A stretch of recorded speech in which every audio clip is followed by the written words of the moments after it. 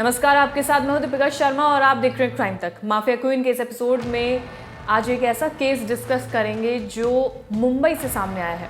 इसका खुलासा कई महीने बाद हुआ है और इसके बारे में भी पुलिस को कई महीने बाद पता चला। तो ये 14 मार्च को पुलिस को लालबाग, मुंबई के लालबाग इलाके से बॉडी पार्ट्स मिलते हैं। एक घर से बॉडी पार्ट्स मिलते हैं, कभी किसी अलमारी से बॉडी पार्ट मिलते हैं, कभी किसी टैंक से बॉडी पार्ट मिलते हैं। उस घर में बहुत ज़्यादा बदबू भी महसूस हो रही थी, जिसके बाद इस पूरी चीज़ का खुलासा हुआ। ये टुकड़े एक महिला के थे जो उसी घर की मालकिन थी, जो उस घर में रहती थी। उसी महिला के टुकड़े अलमारी से और कई अलग अलग जगहों से पुलिस को बरामद होते हैं।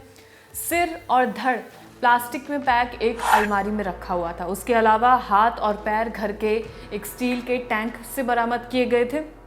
घर से इलेक्ट्रिक मार्बल कटर भी बरामद किया गया। इसके अलावा हंसिया, जो काफ़ी तेज़ उसकी धार होती है, वो भी बरामद की गई। अब इसके पीछे किसका हाथ था, किसने इस महिला को मारा? उसी के घर में उस लाश को भी रखा, उसको काटा भी और वहीं अलग अलग जगहों पे छुपा दिया। ये सबसे बड़ा सवाल था। तो अब थोड़े से बैकग्राउंडर की अगर बात करें तो इस घर में वीणा, जिस महिला की मौत हो चुकी है, उनका नाम वीणा था और उनकी बेटी रिम्पल दोनों रहती थी इसी घर में। रिम्पल के 2 बॉयफ्रेंड थे। अब इसके चलते दोनों के बीच में, माँ बेटी के बीच में काफ़ी ज़्यादा लड़ाई झगड़े होते थे, क्योंकि रोज़ किसी का घर पे आना जाना, रिम्पल का देर रात घर आना, तो कहीं ना कहीं बहुत ज़्यादा झगड़े इस बात को लेकर होने लग रहे थे। इस बात से खफा होकर रिम्पल ने अपनी माँ वीणा का कत्ल कर दिया, यानी कि इस कत्ल के पीछे रिम्पल का हाथ था। उसने अपनी माँ वीणा का कत्ल किया। पहले रिम्पल ने सबको अलग अलग कहानियाँ बताई। उसने पुलिस को कुछ और बताया और अपने मामा को कुछ और बताया और सबको अलग अलग कहानियाँ बता रही थी। अब सवाल है कि खुलासा कैसे हुआ? वीणा के भाई, यानी कि जिस महिला की मौत हुई, मारा गया था, उसका भाई उसको अपनी बहन को लगातार फ़ोन कर रहा था, लेकिन उसके बारे में कुछ पता नहीं चल रहा था। जिसके बाद अब फ़ोन उठाती है रिम्पल यानी कि अपने मामा का फ़ोन उठाती है और वो उसको लगातार यही बताती है कि वो कभी कानपुर में है, कभी कहीं है। सीधा जवाब उस शख्स को नहीं मिलता है, जिसके बाद शक पैदा होने लगता है।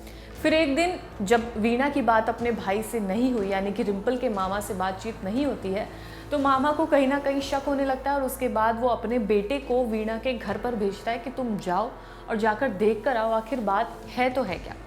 उसका बेटा वहाँ पर पहुँचता है। वहाँ पर घर के अंदर मौजूद होती है रिम्पल।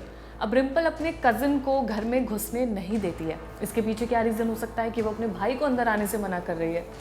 तो उस लड़के को भी शक होता है। वो अपने जाकर पिता को सारी बातें बताता है कि ऐसे उसको घर में नहीं घुसने दिया, घर से स्मेल भी आ रही थी, उसने मुझे झांकने भी नहीं दिया, कुछ नहीं करने दिया, वहाँ से भगा दिया। अब इसके बाद दोनों जो वीणा के जो भाई थे वो और उनका बेटा पुलिस के पास जाते हैं, सारी चीज़ें बताते हैं, सिनेरियो पूरा पुलिस को समझाया जाता है। उसके बाद पुलिस पहुँचती है वीणा के घर। जब वीणा के घर पहुंचती है तो अब वो तो पुलिस है, पुलिस को तो चीज़ें पता चलेगी ही, दिखेगी। पुलिस को वहाँ से दुर्गंध आने लगती है और काफ़ी ज़्यादा फेमिलियर होती है, क्योंकि इस तरह की दुर्गंध अमूमन लाश में से आ रही होती है। हालांकि रिम्पल ने इस बदबू को दबाने के लिए, बताया जा रहा है रिपोर्ट में, कि 30 से 40 बॉटल रूम फ्रेशनर के उसने लगातार वो स्प्रे करती रहती थी ताकि किसी को बदबू ना आए। इसके अलावा चाय पत्ती और फिनाइल से भी वो बदबू को दबाने की कोशिश करती थी, लेकिन लाश के पास से बदबू को रोकना काफ़ी ज़्यादा मुश्किल है। तो ये कोई भी कोशिश उसकी नाकाम हुई। लेकिन उसने लगातार जब भी कोई उसके घर के आसपास कोई शख्स आता था या कुछ भी ऐसा होता था, वो लगातार स्प्रे करती रहती थी। अब पुलिस को इस लड़की ने, रिम्पल ने, काफ़ी ज़्यादा गुमराह किया। उसने पुलिस को क्या बताया वो मैं आपको बताती हूँ। उसने बताया कि उसकी माँ फर्स्ट फ्लोर की सीढ़ियों से गिर चुकी थी, उसको काफ़ी ज़्यादा चोट लगी थी। चोट लगने के बाद वो कई दिन तक जिंदा रही, लेकिन कुछ दिन बाद वो मर जाती है। अब उसे डर था कि पुलिस उसके ऊपर शक करेगी कि उसने अपनी माँ को मारा है, इसलिए उसने किसी को भी बताया नहीं इस बारे में कि उसकी माँ मर गई है। उसके बाद जब उसे लगा कि बॉडी को कैसे डिकम्पोज किया जाए, तो वो बाज़ार से इलेक्ट्रिक कटर लेकर आती है। उसके बाद अपनी माँ के बॉडी को अलग अलग टुकड़ों में काटती है, प्लास्टिक के थैले में भरती है, फिर किसी को अलमारी में रखती है, किसी को टैंक में रखती है। इस तरह से उसने बॉडी पार्ट्स को अलग अलग तरीके से रखा ताकि किसी को ना मिले, यानी कि पुलिस को ये शक ना हो कि उसने अपनी माँ को मारा है। ऐसा दिमाग रिम्पल ने अपने उसमें लगाया इस पूरे केस में। इसके अलावा पुलिस को भी ये शक था कि क्या रिम्पल के बॉयफ्रेंड का भी इसमें इन्वॉल्वमेंट है। तो एक बॉयफ्रेंड था, वो तो यूपी में था, उसको इस बारे में कुछ नहीं पता था। एक बॉयफ्रेंड जो इससे मिलने इसके घर आता था, उसने ये बताया कि जब वो घर पहुंचता था चुपके से पीछे के दरवाजे से मिलने जाता था तो रिम्पल हमेशा एक रूम फ्रेशनर का इस्तेमाल करती थी और वो उसे स्प्रे करती रहा करती थी, लेकिन उसे ये नहीं पता था कि वो किस लिए स्प्रे कर रही है। तो ये उसने पुलिस को बताया, तो जाहिर सी बात है कनेक्शन उसी से है, क्योंकि वो उस दुर्गंध को मिटाना चाहती थी, इसलिए वो हमेशा स्प्रे करती रहती थी।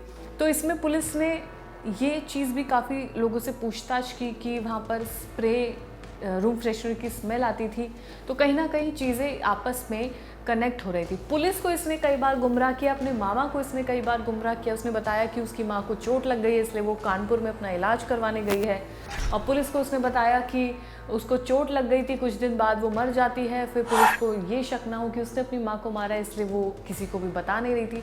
तो घुमा फिरा के पुलिस ने जो इसका निचोड़ निकाला है वो यही, जो इसने कबूल भी किया है कि उसने अपने माँ के टुकड़े किए और उसके बाद उन्हें अलग अलग जगहों पर रखा। ये वजह सामने नहीं आ पाई है अभी कि बॉयफ्रेंड्स की वजह से ये तमाम इसमें कोई रंजिश थी, लेकिन हाँ ये ज़रूर कहा गया है कि दोनों माँ बेटी में कभी जमती नहीं थी, लड़ाई झगड़े बहुत ज़्यादा होते थे और उसके बाद फिर ये तमाम चीज़ें हुई।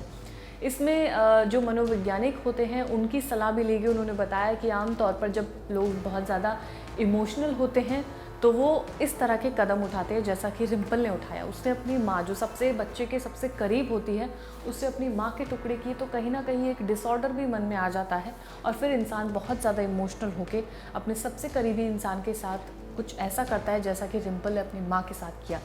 तो इसमें ये समझना बेहद ही ज़रूरी है कि आप अपने बच्चों से या अपने माँ बाप से, अपने रिश्तेदार से, रिलेटिव से हमेशा बातचीत करते रहें, उनकी जो साइकी है उसको समझने की कोशिश करें, उनके क्या वो डिप्रेस्ड है नहीं है, क्योंकि आज के दौर में डिप्रेशन सबसे बड़ी चीज़ है जो आम तौर पर लोगों को हो रही है, वो फेस कर रहे हैं। तो इन चीज़ों का इलाज हमारे पास ही होता है। खुश रखें, एक दूसरे की बातों को शेयर करें ताकि कोई भी ऐसे कदम ना उठाए।